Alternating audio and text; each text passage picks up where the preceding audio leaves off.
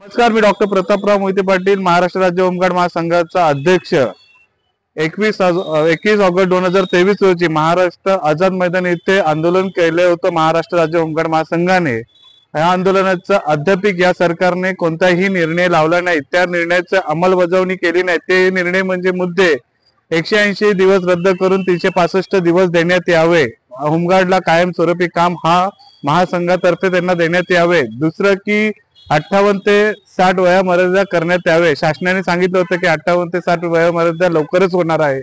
व तिसरं की महाराष्ट्रामध्ये जो भत्ता वाढीचा जो प्रस्ताव स्थगिती आहे, या प्रस्ताव स्थगितीसाठी स्थगिती उचलून शासनाने त्यांचा भत्ता लवकरच्या लवकर वाढ करण्यात यावे, अशी मागणी नाही झाली तर येत्या काही क्षणात 4 ते 5 दिवसात महाराष्ट्र राज्य होमगार्ड महासंघ 45,000 होमगार्डांना घेऊन रस्त्यावर उतरण्याचे आझाद मैदानामध्ये आंदोलनाचा आक्रोश इशारा देत आहे।